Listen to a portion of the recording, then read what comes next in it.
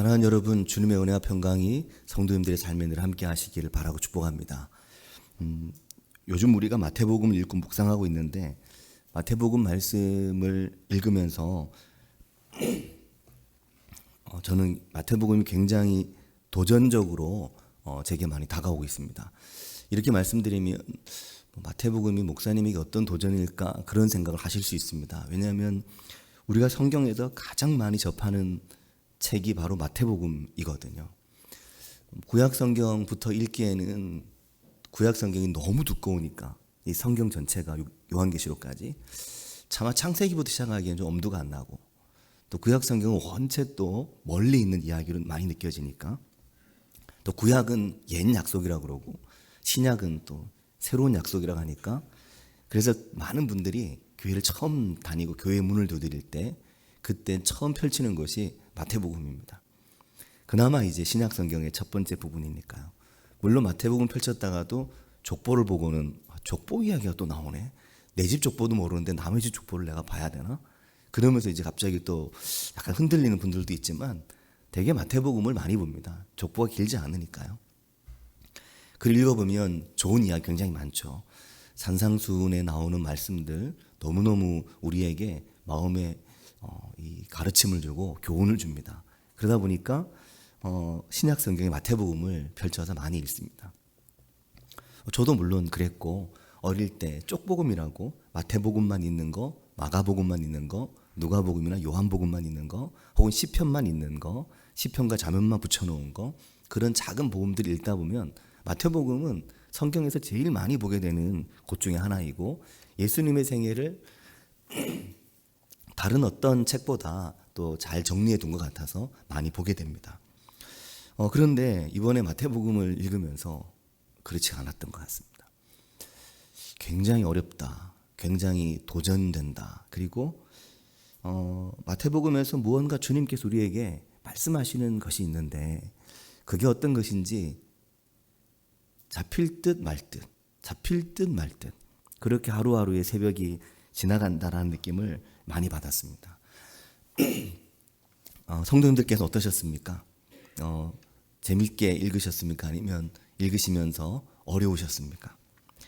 근데 제가 생각해 봤습니다. 왜 어려울까라고 생각해 보니까, 처음 마태복음을 만났을 때는 이제 교회에 입문하는 거니까, 교회에 이제 발을 들이는 거니까, 아직은 신앙에 대해서 많은 걸 모르니까 마태복음을 보면 이렇게 사는구나, 이렇게 살 수 있구나, 멋지다, 아름답다, 그렇게 말할 수 있었던 건데, 이제 신앙에 그래도 어느 정도 들어와 있고, 또 이제는 저의 경우에는 목회자로서, 이제는 담임 목사로서 벌써 수년째 말씀을 전하고 한 교회를 책임지고 있는 위치에서 저는 이제 입문은 아니죠. 사실 입문을 이제 해서는 안 되는 거니까요.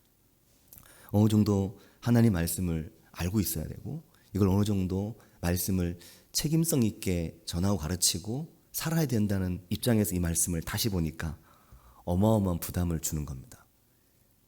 이제 말씀을 처음 펼치는 게 아니라 말씀을 수도 없이 펼치며 수도 없이 설교를 하고 있기 때문에 이게 너무나 큰 부담을 주는 거죠.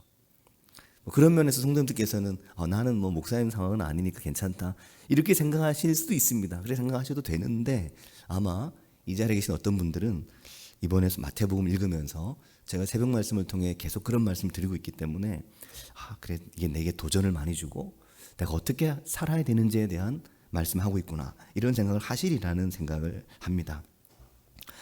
마태복음은 산상수훈에 이르는 5장부터 7장까지 산상수훈의 말씀을 이렇게 살아야 된다라고 말씀하셨는데, 그 후에 8장부터는 단지 어떻게 살아야 된다라는 말씀을 넘어서서 좀 더 근본적인 이야기를 마태복음이 하기 시작합니다. 신약 성경은 구약 성경의 연속선에서 연장선에서 우리가 보게 됩니다. 근데 그 연속성이 깨지고 흔들리고 있다는 걸 느끼게 됩니다. 우리가 지금 구약 성경과 신약 성경이 붙어 있고, 구약 성경이 남의 얘기가 아니잖아요. 예수님 이 땅에 오신 신약 성경의 말씀은 구약 성경을 토대로 합니다. 그거 완전히 낡아버린 것이 아니거든요. 주님께서는 율법을 완성하시기 위해서 오셨다고 그러셨거든요. 구약의 역사가 남의 역사가 결코 아닌 겁니다. 그런데 이 연속성이 깨지고 흔들리고 있다는 느낌을 받는 겁니다. 우리가 다들 무언가 그냥 편안하게 연속되는 걸 원하거든요. 그냥 편안하게 가길 원합니다. 근데 이게 뭔가 깨지고 흔들리고 지각 변동이 일어나고 뒤틀리고 뭔가 이게 밑바닥부터 삐그덕거린다는 느낌이 들면 거기서 사람은 약간 불안감을 느끼는 거죠.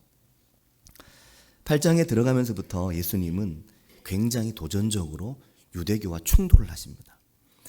예수님도 유대교 안에서 태어나셨고 예수님도 유대 문화와 그 땅에서 그 성경의 말씀 속에서 태어나셨잖아요. 그리고 예수님의 아버지 하나님 당연히 그 유대 역사의 오랜 역사의 하나님이신 겁니다. 근데 예수님은 유대교와 계속해서 충돌하시는 거죠. 예수님께서 처음 손을 댄 사람이 나병 환자였습니다. 우리는 나병 환자에게 손을 댄 것을 예수님 사랑이 너무 많으시네. 나병 환자에게 손을 대시다니. 다들 터부시하고 다들 더럽게 여기고 불결하게 여기고 죄가 있어서 그렇지라고 생각하는 그 나병 환자에게 손을 대시다니. 예수님 정말 사랑이 많으시다라고 생각하지만 당시의 유대교가 볼 때는 굉장히 이해하기 어려운 행동이었습니다. 나병 환자는 유대교 안에서 부정하기 때문에 격리하는 대상이었습니다. 지금 같으면 굳이 코로나에 감염된 환자 우리가 현재 7일간 격리를 하잖아요.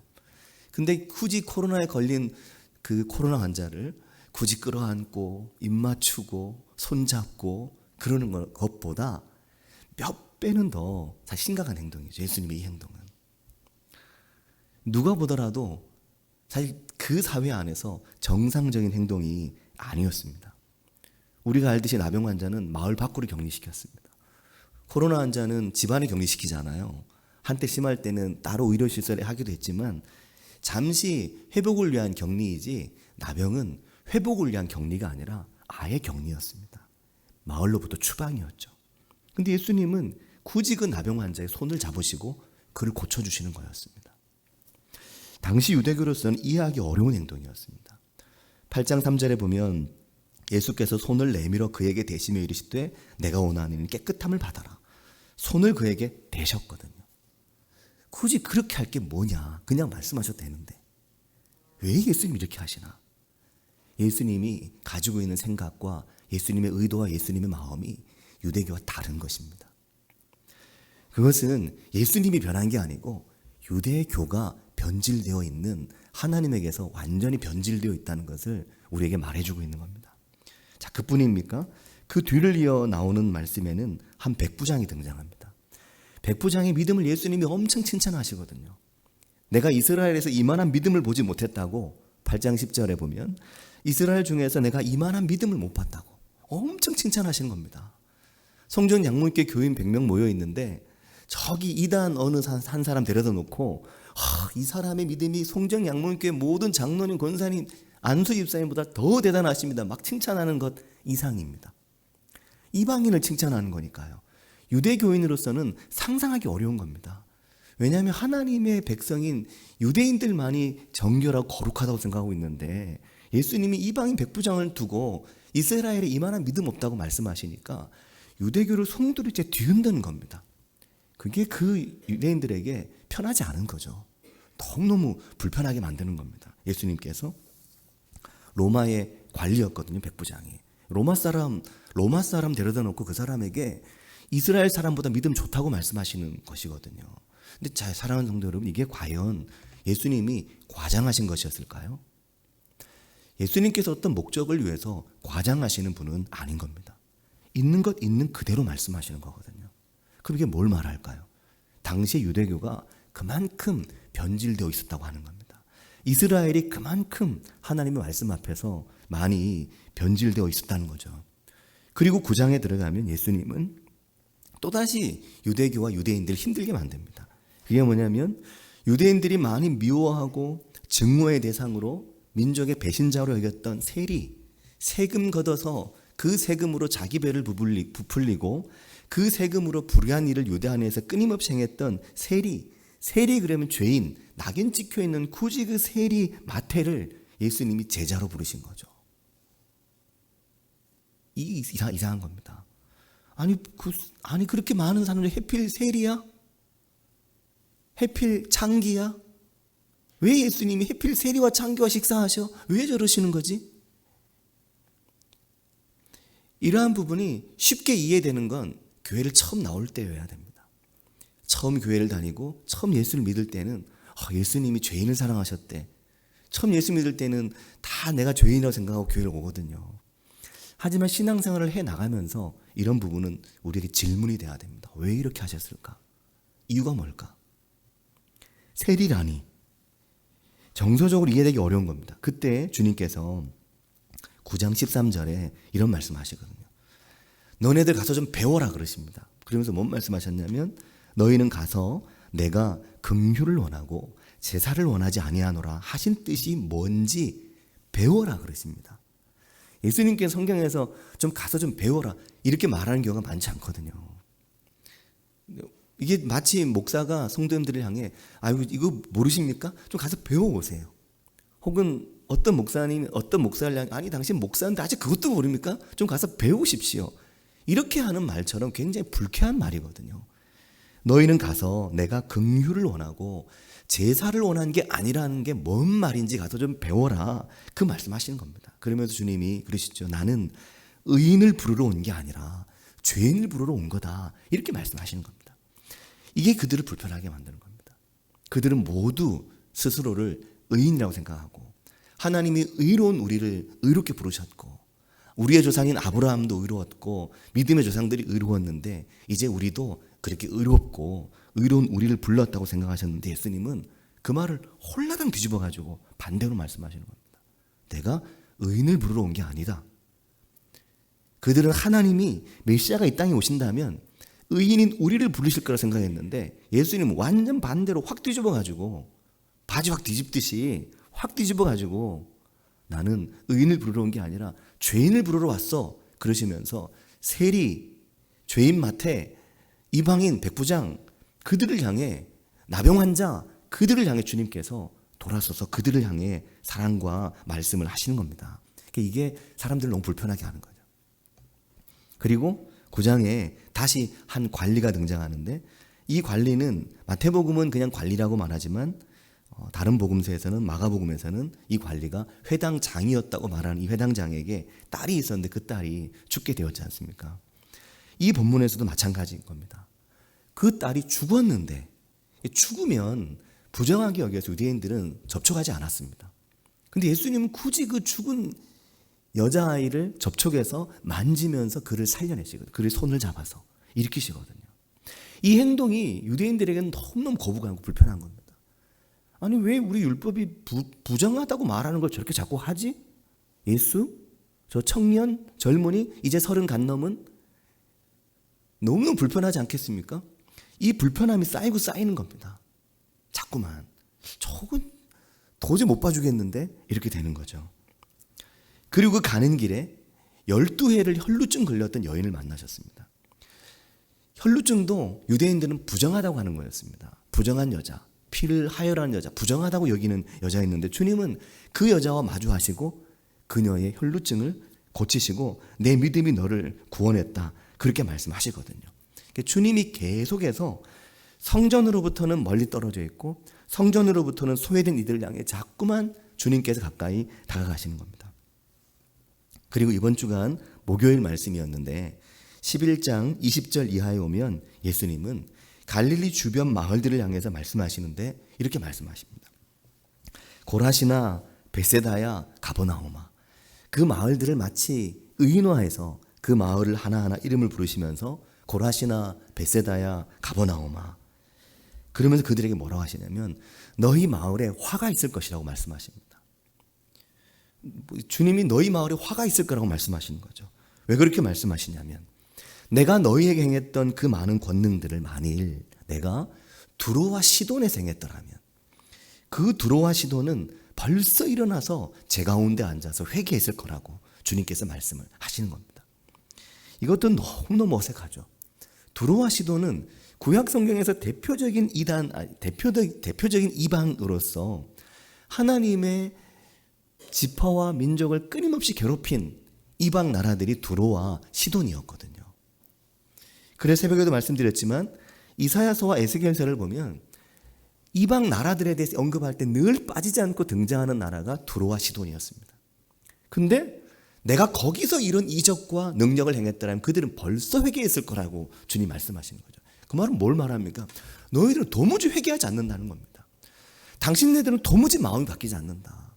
여러분은 도무지 하나님 앞에서 그의 말씀 앞에 자비와 긍휼을 원하는 하나님의 말씀이 뭔지 이거 이해하지 못하고 깨닫지 못하고 있다고 말씀하시는 겁니다. 너희는 참으로 율법의 말씀을 잘못 알고 있다고 말씀하시는 거죠.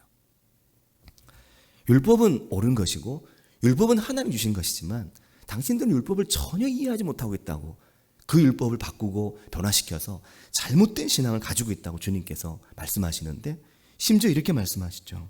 그 뒤에는 창세기 때 아브라함 때부터 타락과 멸망의 상징이었던 소돔을 언급하시면서 내가 소돔에서 이러한 말씀을 전하고 이렇게 하나님의 권능을 행했더라면 소돔 사람들이 벌써 베옷을 입고 회개했을 거라고 주님께서 말씀을 하시는 겁니다.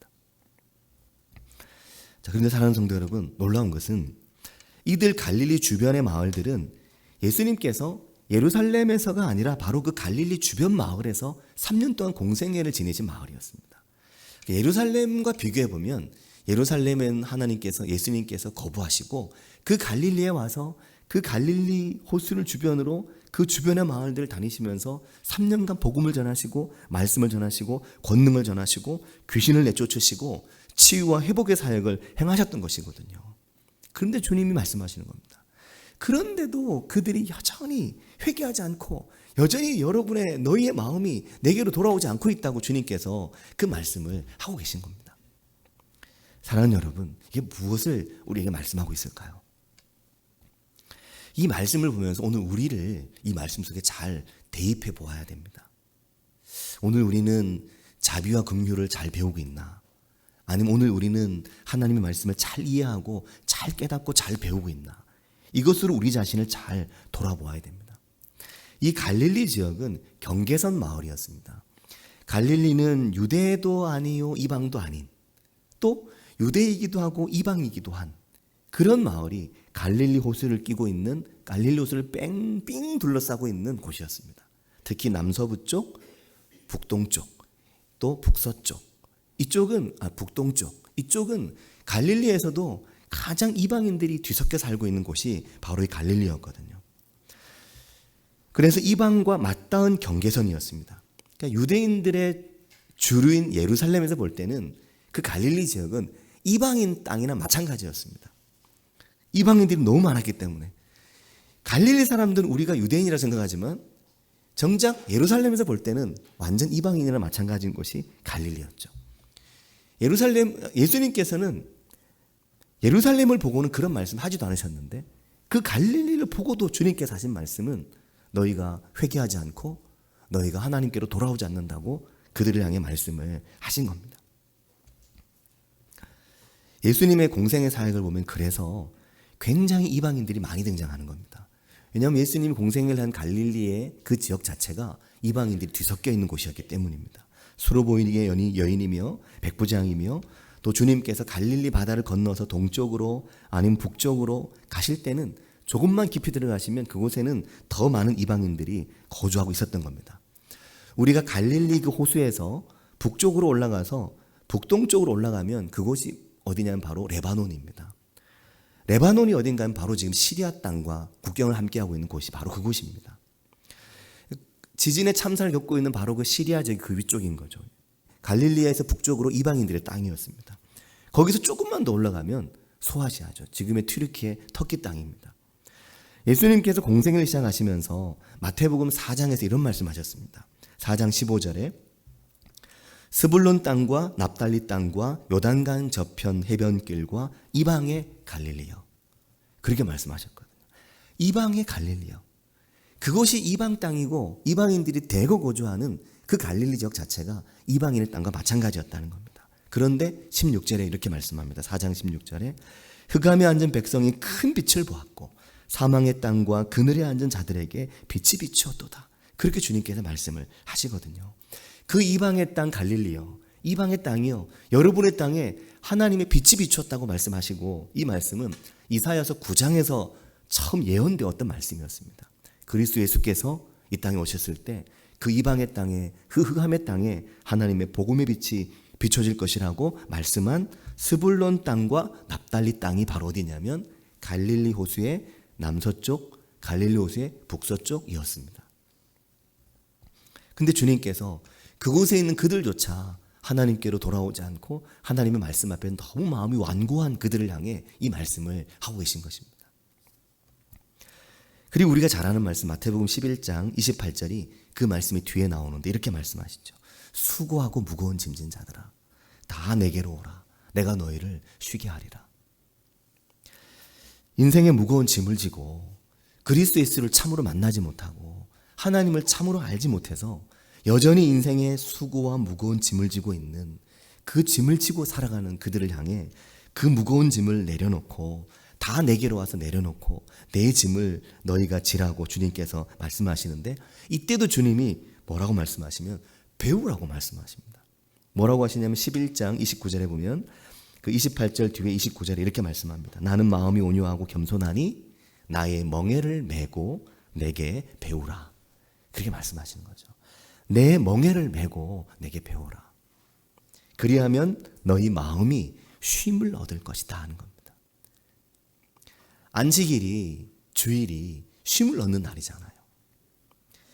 정말 내게 이것이 쉼이 되고 정말 그리스도 예수를 아는 것이 정말 하나님을 아는 것이 정말 주의 말씀을 이 하나님이라고 하는 이 말씀을 읽고 묵상하는 것이 정말 나에게 쉼이 되고 내게 쉼을 줄 수 있는 것인지 그렇지 않은 것인지 이것을 나는 마음이 온유하고 겸손하니 나의 멍에를 직접 메고 이것을 내게 배우라고 주님께서 말씀하시는 거죠.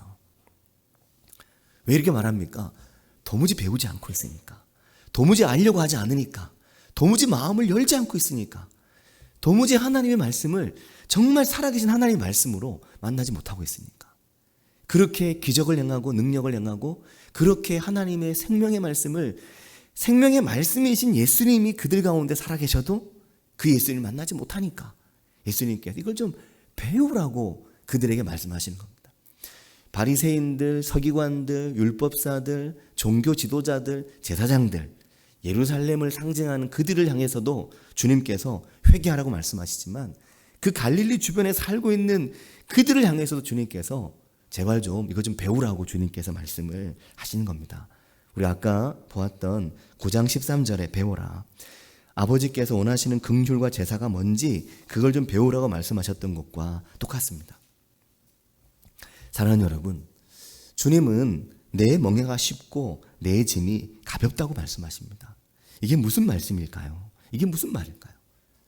예수 그리스도를 믿으면서 사랑하는 성도 여러분, 내 믿음이 내 신앙이 내가 기도하고 내가 주의 말씀 붙들고 살아갈 때 정말로 내 삶에 하나님이 쉼을 주시고 내 짐을 덜어내시는 것을 느끼면서 살고 계십니까?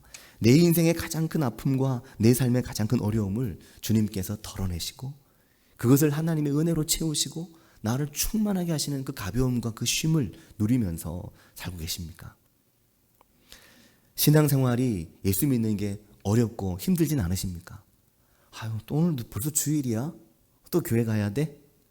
아유, 주일날 일주일에 한 번 교회 가는 것도 힘든데 우리 목사님은 매일 새벽 말씀까지 들으라고 하시네. 아유, 스파르타식이야. 교회가 무슨 이렇게 생각하시는 분 혹시 안 계십니까? 간혹 신앙생활 우리에게 힘들고 무겁게 느껴질 때가 있거든요. 그럴 때 있으셨을 겁니다. 근데 주님은 분명히 말씀하시거든요. 내 멍에는 쉽다. 내 짐은 가볍다. 그러면서 또 유대교와 갈릴리를 향해서는 인자와 자비와 긍휼을 배우라고 하시고 너희가 하나님을 잘못 알고 오해하고 있다고 말씀하시니까 하나님 우리에게 정말 주시는 이 자유함, 이 기쁨, 이 행복 이러한 신앙을 이러한 믿음을 내가 신앙생활에서 느끼고 누리며 살고 있나 하는 겁니다. 사랑하는 성도 여러분, 간혹 성도님들 중에 신앙생활 힘들고 어렵고 무겁게 생각하는 분들이 계신데 왜 그런가 자세히 보면 대부분 교회를 처음 다닐 때는 안 그런데 어느 순간 좀 다니다 그 이후에 신앙생활이 힘들어지고 신앙생활이 어려워질 때가 있습니다. 언제 그런가 보면 신앙생활을 하면서 배우지 않아도 되고 신앙생활을 하면서 보지 않아도 되고 느끼지 않아도 되는 규정과 잣대와 비판과 판단과 신앙적 의무감 그런 것들 때문에 신앙이 무거워지고 힘들어집니다. 사실 그것 때문에 주님께서 유대교를 그렇게 책망하시고 나무라지고 뭐라 하셨는데 또 2000년이 지난 오늘도 우리가 신앙생활을 하면서 그러한 규정과 잣대와 비판과 판단과 교회 생활의 이런 어떤 의무감 이런 것 때문에 우리의 신앙이 힘들어지고 무거워지다 보니까 신앙의 자유가 사라지고 신앙의 기쁨이 사라지고 신앙의 행복이 빠지게 되는 겁니다. 그 주님께서 12장 7절에 가면 지난 금요일 새벽 말씀이었는데요. 12장 7절에 또다시 주님이 반복해서 같은 말씀을 9장에서 하시고 12장에 하시고 또 똑같이 반복하시는 말씀이 나오는데 이렇게 말씀하시거든요. 나는 자비를 원하고 제사를 원하지 아니하노라 하신 뜻을 너희가 알았더라면 이라고 말씀합니다. 또 똑같이 말씀하시죠. 나는 자비를 원하고 제사를 원한 게 아니야 라고 말입니다. 나는 당신들의 제사를 원한 게 아니야. 나는 여러분의 예배를 원한 게 아니야. 나는 당신들의 자비와 인자와 긍휼을 원한 것이다. 이것도 주님께서 말씀을 하신 겁니다. 사랑을 원하셨다는 거죠. 나는 사랑을 원한 거지 그렇게 형식적이고 그렇게 외식적이고 그렇게 율법에 꽁꽁 묶여있는 안식일 규례와 안식일 규범과 당신들이 가지고 있는 그런 것에 묶여있는 것을 내가 말한 게 아니라고 말한 겁니다. 그러면서 주님께서 말씀하시죠. 너희가 이걸 알았더라면 무죄한 자를 정죄하지 아니하였을 거라고 말입니다. 만일 너희가 그걸 알았다면 이 말은 9장 13절에 나옵니다. 9장 13절에 너희가 가서 긍휼을 원하고 제사를 원하지 않으라 하신 뜻이 무엇인지 배워라. 너희가 그걸 알았더라면 너희가 무죄한 자를 정죄하지 않았을 거라고 말입니다. 이 부분은 주님께서 공생애 내내 강조하셨던 겁니다. 무죄한 자를 정죄하지 않았을 거라고 말입니다. 자, 그리고 오늘 주일 말씀인 부분에 오면 어제 토요일 말씀이었거든요. 12장 9절 오늘 말씀에 보면 주님께서 다시 또 유대인들을 불편하게 하시죠. 거기에서 떠나 그들의 회당에 들어가시니 라고 말씀하는데 13절에 가면 이런 말씀이 나옵니다. 한쪽 손 마른 사람이 있는지라 사람들이 예수를 고발하려 하여 물어 이르되 안식일에 병 고치는 것이 옳습니까? 하고 주님께 묻습니다. 주님께서 그날도 굳이 안식일 날 한쪽 손 마른 사람의 손을 고쳐주셨거든요. 그 사람은 오른손이 말랐다고 하고 이 사람은 이 외경에 보면 그 사람은 석수장이었다고 말합니다. 돌 깎는 일이 그의 본업이었다고 말하는 추가적 설명이 나오는데 그 사람의 말라버린 손을 주님께서 안식일 날 고쳐주신 거죠. 그러면서 주님께서 12장에 말씀을 하시는 겁니다. 12장 11절 말씀에 보면 이렇게 말씀합니다. 예수께서 이르시되 너희 중에 어떤 사람이 양 한 마리가 있어 안식일에 구덩이에 빠졌으면 끌어내지 않겠느냐. 심지어 자기 소유의 재산의 양이라도 구덩이에 빠져 있으면 건져내서 그를 살려주는데 유대율법이 그것을 허용하고 있었거든요. 그런데 어떻게 12절에 사람은 그 양보다 더 귀한 게 아니냐. 그 사람이 너희 재산이 아니라고. 그 사람이 너희 소유가 아니라고. 사람이 양보다 얼마나 더 귀한데 그를 내가 살려주는 것이 안식일에 선을 행하는 것이 옳지 않으냐라고 주님께서 말씀을 하시는 겁니다. 사랑하는 성도 여러분, 이 부분이 예수님께서 유대교가 가지고 있는 세분화된 그들이 만든 율법과 정면으로 또 충돌하는 부분입니다. 그들은 심지어 안식일이라고 할지라도 안식일에 선을 행하는 게 중요한 게 아니라 안식일을 그대로 지키는 게 중요하다고 말하고 있었거든요. 안식일에는 이러한 거 절대로 하면 안 되고 안식일에는 바느질도 하면 안 되고 안식일에는 음식을 위해서 불을 지펴도 안 되고 이 모든 것을 규제하고 있었습니다. 사실은 성경은 말하지 않고 있는 것들이었거든요. 그런 것에 하나님께서 예수님께서 안식일에 손 마른 사람 고치는 게 잘못이냐, 안식일에 이 손 마른 사람 고쳐주는 게 잘못이냐, 사람이 양보다 중요한 게 아니냐라고 주님께서 말씀하시는 겁니다. 자비를 원하고 긍휼을 원한다는 게 무슨 뜻인지 알았더라면 너희가 무죄한 자를 죄가 있다고 말하지 않았을 것이고 고발하지 않았을 거라는 겁니다. 이들이 예수님을 고발하기 위해서 10절 말씀에 그렇게 말씀하거든요. 한쪽 손 마른 사람이 있는지라 사람들이 예수를 고발하려 하여 라고 말합니다. 예수님을 고발하기 위해서 안식일에 병 고치는 일이 옳은지 이것을 따지기 위해서 함정을 만들어 두고 그 자리에 그들이 지켜보고 있었던 것이었습니다. 사랑하는 성도 여러분, 우리가 마태복음을 읽고 묵상하면서 마태복음이 정말 우리에게 말씀하시는 예수님의 말씀을, 마태복음을 통해 정말 주님께서 우리에게 말씀하시는 우리의 믿음의 자유와 신앙의 자유와 자비와 긍휼을 배우게 되는 은혜가 우리의 삶에 있기를 바라고 축복합니다. 사랑하는 성도 여러분, 이건 매우 중요한 것이요. 이번 주간 새벽 말씀 중에 11장에 한번 찾아보시기 바랍니다. 11장 12절 말씀입니다. 11장 12절 말씀에 보면 우리 말씀을 함께 읽겠습니다. 세례 요한의 때부터 지금까지 천국은 침노를 당하나니 침노하는 자는 빼앗느니라. 아멘. 자, 이 말씀을 그날 새벽에도 말씀을 드렸는데 어떤 의미인지. 근데 이 말씀이 생각보다 어렵습니다. 우리가 그냥 봐도 천국은 침노를 당한다. 침노하는 자는 빼앗는다. 이게 무슨 말이지? 되게 예전에는 이렇게 말씀 많이 하셨습니다. 목사님들께서. 천국을 힘을 써서 얻어야 되고 천국을 힘을 써서 이것을 쟁취해야 되고 천국을 얻기 위해서 내가 그냥 신앙적으로 정말 열심히 노력해야 되고 이렇게 많이 말씀하셨습니다. 그래서 열심히 노력해 천국을 얻는다고 많이 말씀하셨거든요. 근데 이 본문에 대한 계속해서 이 본문을 원어를 중심으로 해석을 하잖아요. 학자들이, 신학자들이 이 본문을 계속하면서 해석을 하면서 이 본문에 대한 해석이 두 가지로 나옵니다. 하나는 천국은 그날 새벽에 말씀드렸던 것처럼 천국은 굉장히 빠르게 팽창한다는 뜻입니다. 천국이 매우 강하게 우리에게 밀려온다는 거죠. 하나님의 나라가. 그래서 이렇게 강하게 밀려오는 하나님의 나라를 그걸 받아들이지 못하고 그 하나님의 나라를 만나지 못한다는 게 너무너무 안타까운 겁니다.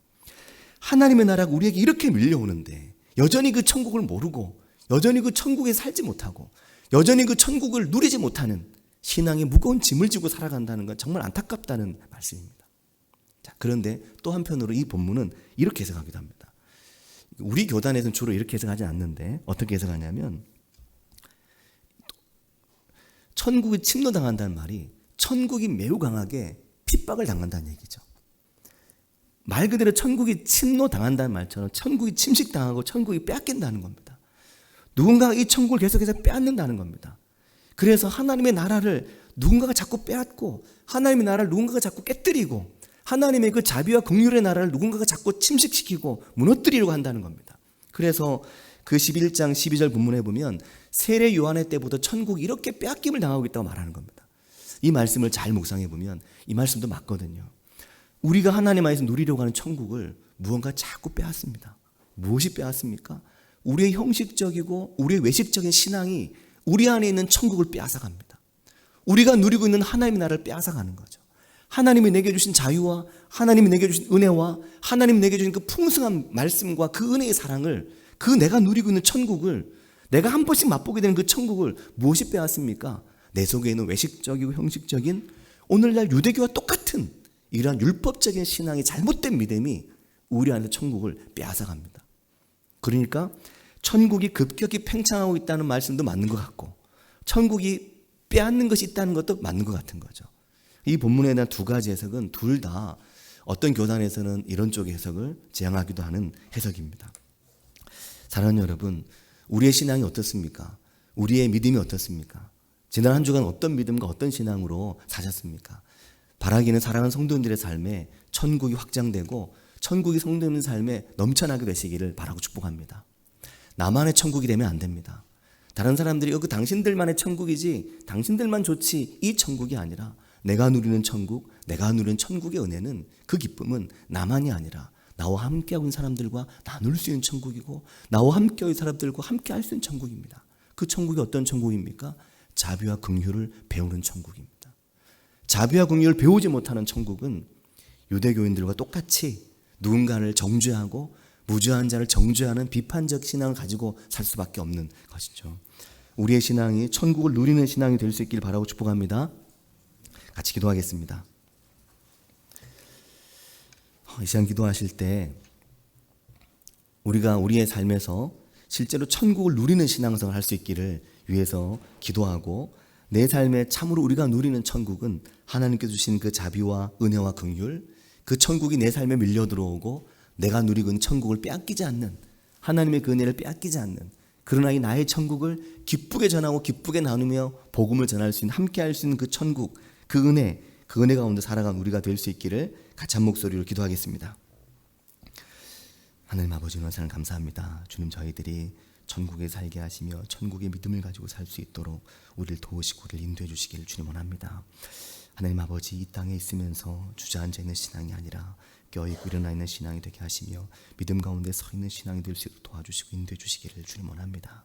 하나님 아버지, 우리를 붙드신 우리를 인도하신 하나님, 우리를 도우신 하나님, 우리를 세우신 하나님, 하나님 아버지, 우리의 믿음을 강건하게 하시며 우리의 믿음을 참으로 자비와 긍휼의 믿음이 되게 하신 하나님을 말씀 가운데 보게 하시고 그 하나님과 함께하는 저희들이 될 수 있도록 주님 우리를 도우시고 우리를 인도해 주시기를 주님 원합니다.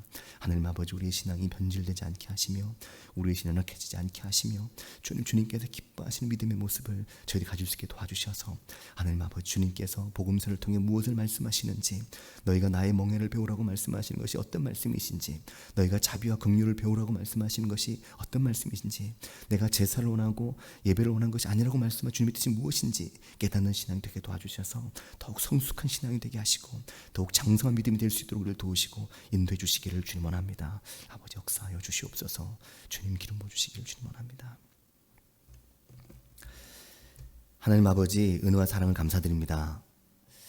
주님, 저희들이 주의 말씀을 통해 우리에게 주신 하나님의 자비와 긍휼을 배우게 하시며 주님, 우리로 하여금 우리의 시선을 하나님의 나라를 향해 천국을 향해 돌리게 하신 하나님을 말씀 가운데 보게 하시며 하나님께서 우리의 삶에 참으로 추구하신 은혜를 받아 누릴 수 있는 삶이 될 수 있도록 우리를 도우시고 인도해 주시기를 주님 원합니다. 세상 사람들이 말할 때 그건 당신들만의 천국이지, 당신들만이 아는 천국이지 라고 말할 만한 천국이 아니라 세상 사람들이 부러워하고 세상 사람들이 동경하며 자비와 긍휼의 하나님의 사랑의 교회, 하나님의 풍성한 기쁨으로 행복으로 넘쳐나는 복된 교회, 그 아름다운 천국을 교회에서도 우리 삶의 자리에서도 이루어가는 저희들이 될 수 있도록 도우시고 인도해 주시기를 주님 원합니다. 주님, 저희의 삶에 함께 하시기 원하오며 예수님의 이름으로 기도합니다. 아멘.